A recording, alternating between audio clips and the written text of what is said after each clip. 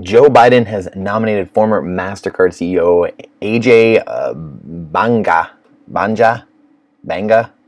No idea. If you know how to say his name, please let us know in the comments. To World Bank. So, why is this important? Well, because the World Bank controls everything. That's why this is important. See, the revolving door continues to just revolve and revolve and revolve.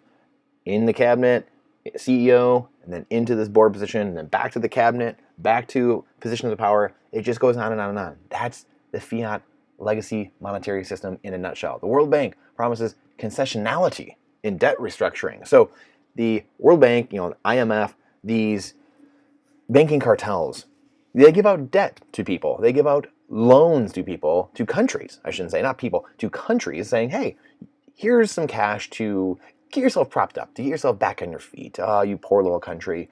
Oh, darn it. Oh, you just happen to have all these resources, though. If you do these things, if you give us this stuff, then we'll give you a bunch of cash. We'll give you a bunch of currency, a bunch of worthless pieces of paper.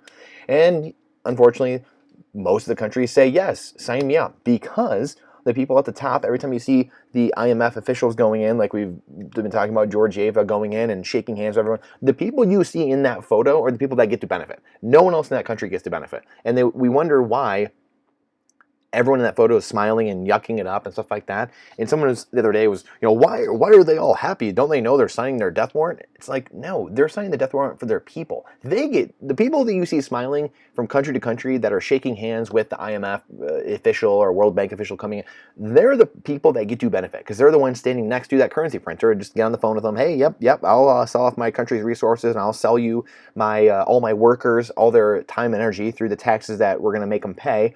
And the inflation we're going to cause. They're the ones on the hook for that, in the pod, in the matrix, just in little cog there, getting siphoned away with all their energy and time. They pay it, but I get that, right? Mr. World Bank official, Miss IMF official, Christine Lagarde or Georgieva, I get that, right? Oh, yes, that check's coming right to you. It'll be wired to your account, and all you have to do is A, B, C, and X, Y, Z, and then all the other bullet points we laid out in that contract. That's all you got to do. That's it? Okay, great, wonderful, thank you. And then they take that cash that comes to their account, and then they go spend it. They create a palace for themselves, or they enrich their family, or they make other investments to enrich themselves long term. That's why you see these presidents and prime ministers and all these people fleeing countries. Sri Lanka, the palace getting overrun by the people, because they're the ones that got screwed over by that prime minister, that guy or whatever. And then the people revolt because they're like, what is going on? You just literally enslaved our country. And most people, I shouldn't say they figure it out, most people don't know. They just revolt on the people, and it happens to be obviously the people that are ransacking the country, which are the elected officials, quote unquote elected officials, and then with help from the IMF, World Bank, and stuff like that. So, I hope that explains somewhat as to what's going on, how this whole thing works. Again, Alex Gladstein does a ton of work in this area. He has a book called Check Your Financial Privilege. He's done some huge articles lately about the IMF and all this. And this is the game being played. This is the Committee of 300. This is the World Economic Forum, the Club of Rome, the Royal Institute of Affairs. I can't remember what it even is called now. I got to grab the book over here. That's this game being played. They're the ones that are financing this whole shebang and taking the resources, stealing it from everyone, creating their cartel, and then all the people suffer. They're the ones that just got to pay it back by going to work, being good taxpayers, being good boys and girls, and paying their taxes on time. And they're just debt slaves to the system. They just don't even know, because they're not taught in school purposely by the government-run education that was started up and spun up by Rockefeller and General Board of Education, all these guys that wanted workers, not thinkers. I mean, can you see the pattern here? Can we see what's going on? Do you get it yet? Do you see it yet? That's the game being played on everyone. So what we do here at The Reset is figure out what do we need to be seeing? What are we trying to triangulate? Looking around the corners, keeping our head on a swivel, being aware, question everything with boldness, even the existence of God himself, being independent, being resilient. I'll tell you what, some of the best the best sleep I've ever got is in the last 10 years of being independent, being resilient, having security, and food storage, water filtration, everything, you name it, Bitcoin, gold, and silver, being completely outside the system. I don't want to have to live outside the system, but I can, and do. A large part of my life is built outside and run outside the system. A lot of the things I have to do kind of coming into the system are being on YouTube and being on Twitter and things like that, and trying to help other people and pull other people away from the matrix. That's really where my life kind of touches that matrix a lot of times. I don't watch TV, I don't watch sports and things like that. I'm not in the matrix. So I'm not scrolling endlessly at night for an hour or two on Instagram and stuff like that. I don't do that. The time I'm on social media is to mingle with some of my friends and the people around me that are in this space, in the freedom space, and then to post content, to try to pull people out, and then reviewing and looking at a lot of comments and interacting with you. That's what I'm doing. I'm not sitting here. I look at all my time. We all have 24 hours a day. And how are we using that time? That time is special, and that's what God has given us, and that's the difference between the person who's using it appropriately and the people who are not.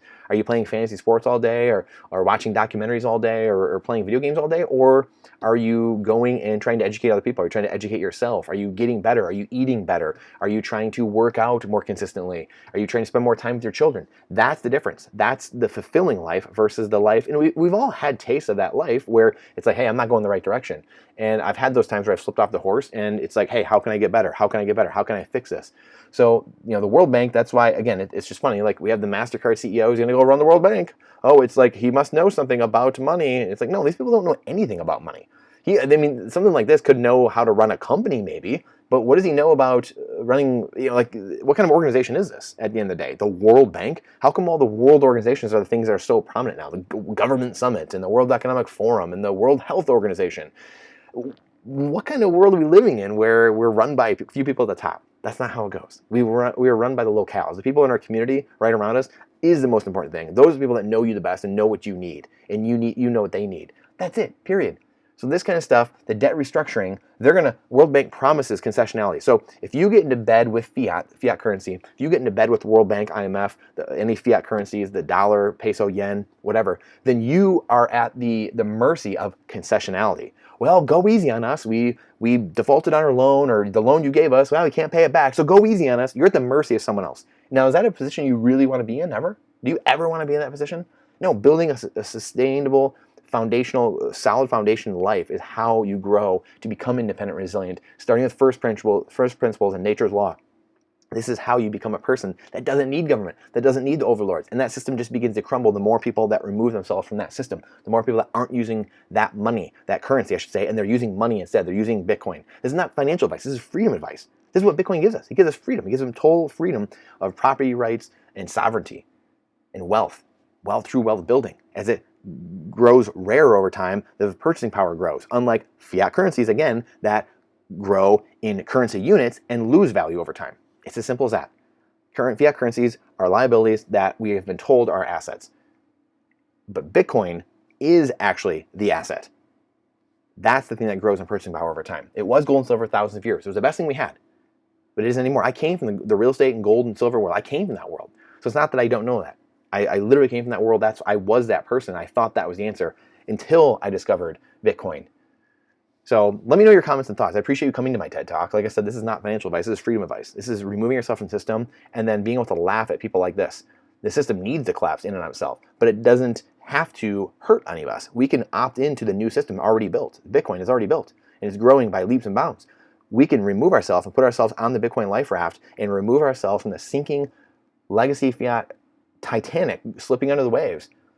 The old world, we would have just collapsed. It would have been chaos, and good luck, figure it out. But now we have Bitcoin. We actually have the new network, the new world built. And people are slowly migrating, and more bad things that happen, the faster people remove themselves from the old system and go to the new system.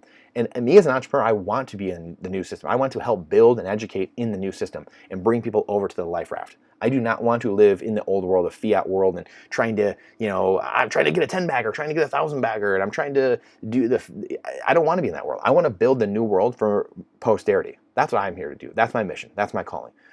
So please let me know your thoughts on this. I appreciate your time and energy. It's the most important asset we have.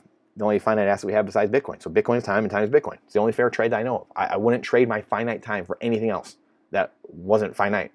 Everything else has inflation to it. Everything else is infinite. Dollars, yen, blades of grass, sand. Why would I trade my finite time for an infinite object? I appreciate you. I look forward to seeing you on the next one.